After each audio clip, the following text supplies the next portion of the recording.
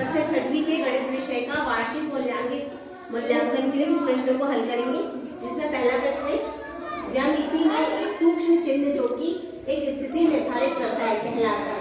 आपको बताना है सबसे सूक्ष्म चिन्ह कौन सा है। रेखाखंड, रेखा, किरण, बिंदु। जहाँ दोनों तरफ अंत बिंदु होता है उसे रेखाखंड कहते हैं। जहाँ दोनों तरफ अंत बिंदु नहीं होता वो रेखा, और जहाँ एक तरफ अंत बिंदु होता है इसे किरण। और ये जो चिन्ह है सबसे सूक्ष्म चिन्ह होता है, इसे बिंदु कहते हैं। इसका उत्तर है बिंदु पहला।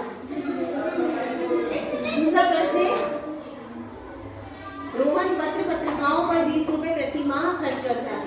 ये उसके जेब खर्च का 10% है। उसका जेब खर्च रुपए में कितना है? तो इसे हम किस प्रकार हल करेंगे? ये जो 20 रुपए है ये उसके खर्च का 10% है। तो हमने मान लिया उसके पास पैसा है x और उसका 10% बराबर 20 रुपए। तो 10% जब ये प्रतिशत का चिन्ह हटाते हैं तो बटे में 100 आ जाता है। ये वाले 0 से ये वाला 0 कट जाएगा।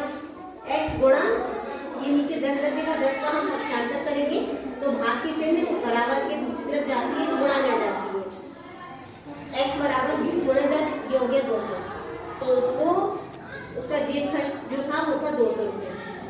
अगला प्रश्न है डॉट डॉट -4 -3 -2 -1 0 1 2 3 4 डॉट डॉट। इन संख्याओं को हम क्या कहते हैं? तो इसका उत्तर है पूर्णांक। इन संख्याओं को बोलते हैं पूर्णांक संख्या। अगला प्रश्न देखते हैं, प्रश्न नंबर 4। 5/8 3/8 9/8 11/8 इन सब में बड़ी संख्या।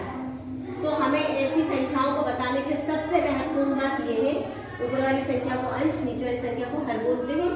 तो नीचे समान होना चाहिए सभी का, और ऊपर जो संख्या बड़ी होती है वो संख्या हम बड़ी मानेंगे। तो इसका उत्तर है 11/8। अगला प्रश्न है गणित विषय में विद्यार्थियों के नाम और उनके प्राप्तांक में दिए हुए हैं। हमें विद्यार्थियों ने 60 से 70 के मध्य कितने विद्यार्थियों ने प्राप्त किए वो बताना है। हम इसमें देखेंगे 60 से 70 के बीच में 1 2 3, तो यहाँ उत्तर आएगा 3। अगला प्रश्न एक आयताकार गत्ते का क्षेत्रफल 60 वर्ग सेंटीमीटर है और इसकी चौड़ाई में 5 सेंटीमीटर दिया है, लंबाई ज्ञात करना है। तो ऐसे प्रश्नों में हमें याद रखना है कि किस प्रकार करना है। सबसे पहले जो दिया है उसे हम लिखते हैं, लंबाई हमें ज्ञात करना है, चौड़ाई 5 है, क्षेत्रफल 60 सेंटीमीटर है। क्षेत्रफल बराबर होता है लंबाई गुणा चौड़ाई। 60 बराबर लंबाई गुणा 5 सेंटीमीटर। हमें लंबाई ज्ञात करना था, लंबाई को हम यही रहने देंगे और चौड़ाई को इक्वल टू दूसरी तरफ ले जाएंगे। तो जब भी पक्षांतर करते हैं गोली वाली चीज बराबर के दूसरी तरफ जाने के बाद वो भाग में जाती है। तो 60/5 वहां से 60 को भाग देंगे, 5 एकम 5, 1 बचेगा, 10 हो जाएंगे, 5 दूनी 10, तो लंबाई आएगी 12 सेंटीमीटर। इसका उत्तर आएगा 12 सेंटीमीटर। बेटा आवाज नहीं करेगी। इंडिया से 20 कंट्रीज जाना है। यदि इंडिया के पास x कंट्री है तो सलीटे के पास कितने कंट्री है? 20 ज्यादा है और उसके पास x है, तो 20 ज्यादा है तो x में हम 20 प्लस कर देंगे। तो हमें 4 ऑप्शन दिए गए हैं, x + 20, x + 10 और x 10 और 20x। तो आंसर होगा इसका x + 10। बेटा कन्हैया आवाज नहीं करिए। अगला क्वेश्चन है 2/5 का तुल्य अनुपात। तुल्य अनुपात जो इसके समान है। तो ये हमें ऑप्शन दिए गए, हम दोनों को भाग देंगे, 2 से इसको भाग देंगे तो 2 आएगा, नीचे 5 आएगा, 2/5 आएगा, ये होगा तुल्य अनुपात। बेटा आवाज नहीं करिए। यदि 20 मीटर कपड़े का मूल्य तो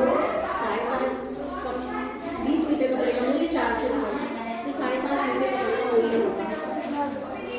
तो इस प्रश्न को हम हल करेंगे। 20 मीटर कपड़े का मूल्य बराबर 400 रुपये। हमें 1 मीटर कपड़े का मूल्य ज्ञात करना है, तो इस 20 को इक्वल टू दूसरी तरफ ले जाएंगे। तो जब भी पक्षांतर करते हैं कोई भी संख्या, कोई भी चीज इक्वल टू की दूसरी तरफ जाती है, अगर वो गुणा में है तो भाग में जाती है। तो यहाँ भाग में आएगी, 0 से 0 कट जाएगा, 2 से भाग देंगे 20 आएगा। तो 1 मीटर कपड़े का मूल्य हो गया 20 रुपये। अगर हम मौखिक तौर पे देखें तो 5.5 मीटर कपड़े का मूल्य 20 का 5 को गुणा करेंगे 100 और 20 का आधा 10 होता है। 5.5 मीटर कपड़े का मूल्य हो जाएगा 110। लेकिन यहाँ पर हम गुणा कर रहे हैं 5.5 मीटर कपड़े का मूल्य। 5 मीटर और 0.5 मतलब आधा मीटर, तो 5.5 यानी कि 5.5 मीटर। 20 का गुणा करेंगे तो 110 आएगा। एक संख्या के बाद दशमलव लगाकर तो 110 रुपए में 5.5 मीटर कपड़े का मूल्य हुआ। निम्नतम से अधिकतम में क्रमबद्ध लिखिए। निम्नतम से अधिकतम अर्थात आरोही क्रम, छोटे से बड़ा। तो हम देखते हैं इससे ही छोटा है फिर तो होगा नहीं, क्योंकि छोटे से बड़ा बड़ा आना चाहिए। बी वाला हम देखते हैं 0.345, इससे बड़ा है 0.4, 0.43, 0.444। तो ये सही उत्तर है, इसका उत्तर है बी वाला, निम्नतम से अधिकतम पतन आरोही क्रम में। अगला प्रश्न है, हमें ये चित्र दिया हुआ है और उत्तर देना है। पहला, क्या चतुर्भुज बहुभुज है? ये जो चतुर्भुज है बहुभुज है, तो जब भी दो से अधिक भुजाएं हो तो वो बहुभुज होता है, तो हाँ ये बहुभुज है। अगला प्रश्न है, शीर्षों के नाम लिखिए। तो जहाँ दो भुजाएं मिलती हैं उस जगह को हम बोलते हैं शीर्ष। तो शीर्ष होगा L, M, N, O, ये 4 शीर्ष होंगे। अगला क्वेश्चन है, कोणों के नाम बताना है। हमें इस चित्र से कोणों के नाम बताना है। तो जिस स्थान पे दो भुजाएं मिलती हैं वो कोण कहलाता है। कैसे कहलाता है? हम अकेला कोण, इस कोण को इस तरह से पढ़ते हैं MNO, ये वाला कोण, LMN, LMN ये वाला कोण, MNO ये वाला कोण, ये। इसके बाद NON ये O वाला कोण, इसके बाद OLM ये वाला कोण। जो भी कोण आएगा वो बीच में है। इसके बाद चलिए बीच में विकर्ण बना हुआ है MO, तो एक कोण यहाँ, एक कोण यहाँ, एक कोण यहाँ, एक कोण यहाँ बनेगा। तो इसे कैसे पढ़ेंगे? NMO, NMO ये वाला कोण, फिर OMN ये वाला कोण, ये। अगला है LOM, LOM ये वाला कोण, फिर MON ये वाला कोण। इस प्रकार से इस चतुर्भुज में कितने कोणों के नाम बताए हमने? 8 कोणों के नाम। दो टुकड़े हो जाते हैं, इनमें से एक टुकड़ा 1/4, दूसरा टुकड़े की लंबाई हमें बतानी है। तो हम देखते हैं कि हमारा जो तार था वो 5/8 मीटर था, पूरा का पूरा तार, और जिसका एक टुकड़ा 1/4 मीटर। तो हमें दूसरा टुकड़ा बताना है, तो पहले टुकड़े से इसको घटा देंगे हम, दूसरा टुकड़ा मिल जाएगा हमें। तो 5/8 से हम 1/4 को घटाएंगे। तो ऐसे सवालों को कैसे घटाते हैं इसको ध्यान से देखिए। ये अंश और ये हर समान होना चाहिए। तो हर समान करने के लिए यहाँ 4 है, किसका गुणा करेंगे तो हर समान हो जाएगा 2 का। तो 1/4 में हम ऊपर नीचे 2 का गुणा करेंगे, 1/4 में तो 2/8 हो जाएगा। तो 5/8 माइनस 2/8। अब इसको जब हम घटाना होगा तो 8 नीचे ले लेंगे और 5 से 2 घटा देंगे, तो ऊपर आ जाएगा 3/8। ये उत्तर हो गया। दूसरा टुकड़ा क्या है? दूसरा टुकड़ा है 3/8 मीटर। अगला प्रश्न में दिया है 60 माइनस 60 बराबर हमें हल करना है। 60 माइनस मिलके प्लस हो जाएगा 20, माइनस मिलके प्लस हो जाएगा 60। अब हम तीनों को जोड़ेंगे, 60 और 20 80, 80 और 7 87। अगला प्रश्न है, सलमा ने 41 रुपये 75 पैसे में गणित की किताब 65 पैसे में, हिंदी की किताब 50 रुपये 45 रुपये में, विज्ञान की पुस्तक खरीदी, कुल खर्च कितना दिया? तो गणित की किताब इतने की थी, हिंदी की और विज्ञान की, तीनों को हम जोड़ देंगे। ये याद रखना कि दशमलव की जगह दशमलव आएगा। तीनों 5 को जोड़ेंगे, 5 हासिल किए, 8 6 4 10 और 8 6 7 लंबाई का एक रेखाखंड लेना है और लंब समद्विभाजक हमें खींचना है। तो सबसे पहले स्केल से डिवाइडर से हम नापेंगे 5 सेंटीमीटर ये, और 5 सेंटीमीटर इसको रख के बिंदी लगा देंगे, फिर स्केल रख के हम खींच देंगे। इसके बाद समद्विभाजक खींचने के लिए हम इसको रखेंगे 5 सेंटीमीटर स्केल से नाप के, और यहाँ पे चाप काटेंगे, यहाँ रखेंगे, इधर चाप काटेंगे, यहाँ रखेंगे, नीचे चाप काटेंगे, यहाँ रखेंगे, नीचे चाप काटेंगे। जिस बिंदु पे कटेगा उन दोनों बिंदुओं को हम स्केल रख के लाइन खींच देंगे। इस प्रकार से जो खींची हुई लाइन है, इस लाइन को बोलते हैं लंब समद्विभाजक। लंब का मतलब होता है इस रेखा पे बिल्कुल खड़ी है, समद्विभाजक 2 बराबर भागों में ये बांट रही है। ये मैंने इससे बनाया था और बड़े रूप में आपको दिखा रही हूँ। 5 सेंटीमीटर रेखा खींची, चाप काट के, ये लंब समद्विभाजक, इस रेखा को बोलते हैं लंब समद्विभाजक। अगला प्रश्न है, हमें वर्ष दिया है 2000, 2001, 2002, 2003, 2004 और इन वर्षों में निर्मित साइकिलों की संख्या। किसी फैक्ट्री में साइकिलें बनी है 2000 में 900, 2001 में 700, 2002 में 1000, 2003 में 1200, 2004 में 1300। पहला प्रश्न है, किस वर्ष में अधिक संख्या में साइकिल निर्मित की गई? कुछ नहीं करना हमें, सिर्फ इसको देखना है। सबसे ज्यादा किस वर्ष में है? 2004। 1300 किस 2004 में 1300 साइकिलें कौन से सन में है? तो उत्तर आएगा 2004 में। सबसे ज्यादा साइकिलें कब बनी है? 2004 में। अगला प्रश्न है, किस वर्ष में न्यूनतम संख्या में साइकिल निर्मित की गई? तो न्यूनतम साइकिल किस वर्ष में निर्मित की गई? 2001। तो इसका उत्तर होगा 2001 में न्यूनतम साइकिल निर्मित की गई। उत्तर देख रहे हैं। इस प्रश्न में एक, ध्यान से सुनिए, इस प्रश्न में एक समपंचभुज का परिमाप 250 सेंटीमीटर है। प्रत्येक भुजा की लंबाई ज्ञात करना है। बहुत ध्यान से सुनिए क्योंकि प्रश्न में उत्तर रहता है। अगर हम ध्यान से समझ लेंगे तो हमारा हल हो जाएगा। सम मतलब समान, पंच मतलब 5, भुजा मतलब उसकी जो चित्र की एक एक साइड होती है उसको भुजा बोलते हैं। एक समपंचभुज का परिमाप हमें ये दिया है। हमें ये पंचभुज 1 2 3 4 5, जिस आकृति में 5 भुजाएं हो उसे पंचभुज कहेंगे। 5 भुजा बराबर परिमाप। क्यों लिखा मैंने ऐसा?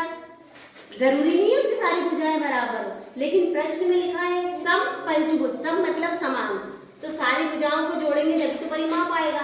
तो 5 गुणा भुजा बराबर परिमाप, 5 गुणा भुजा बराबर 250 सेंटीमीटर हमें दिया है प्रश्न में। ये 5 को हम इक्वल टू की दूसरी तरफ ले जाएंगे तो गुणा का है, बराबर से दूसरी तरफ जाता है तो भाग में जाता है। तो 250/5, 5 से भाग देंगे तो 25 की 5 तो 0। भुजा, एक भुजा कितनी आ जाएगी? 50 सेंटीमीटर एक भुजा। अगला प्रश्न है, बहुत ध्यान से देखो, बहुत आसान है, बस हमें समझ में नहीं आता। हमें व्यंजक देना है, मतलब समीकरण बनाना है। कैसे बनाना है? यहाँ लिखा है y में 7 जोड़ना, y में 7 जोड़ना, y 7 जोड़ना, तो हमने 7 जोड़ दिए, बस हो गया।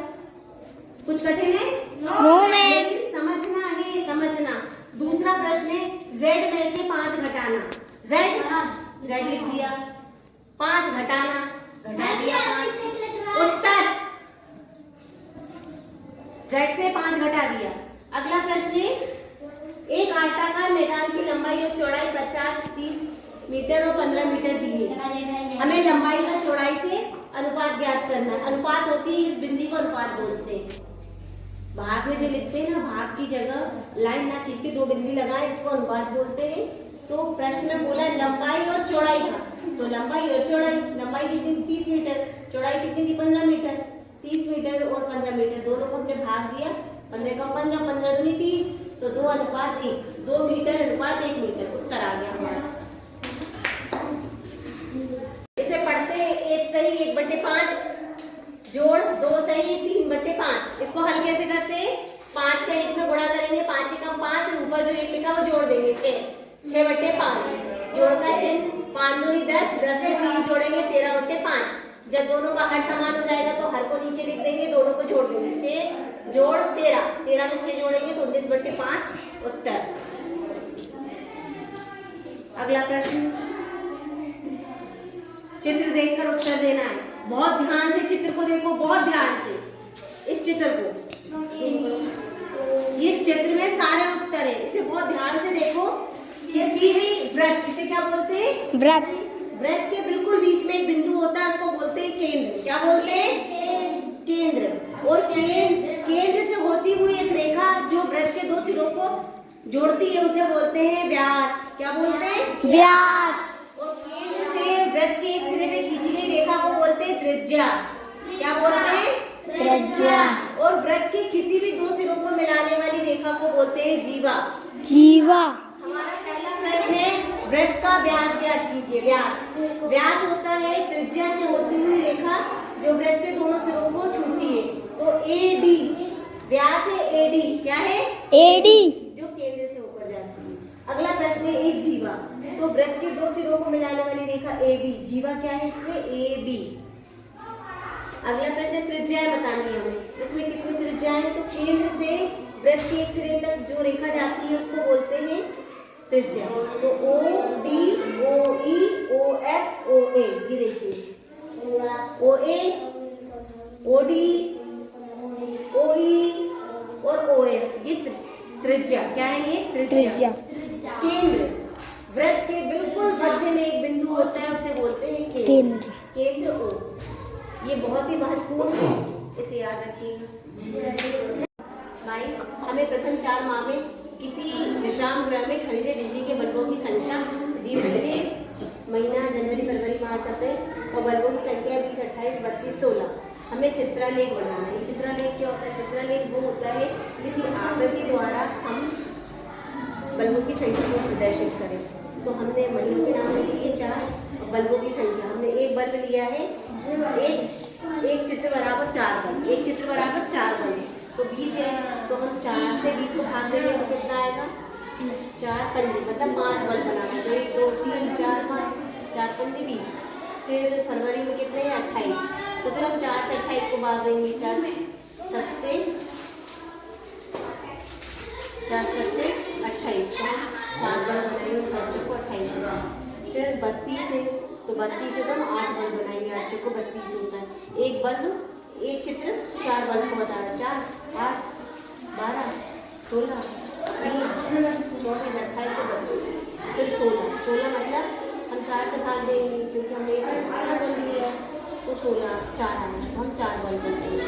1 2 3 4 8 12 और 16। तो ये चित्रालेख की चित्रों के माध्यम से हम संख्या को प्रदर्शित करें।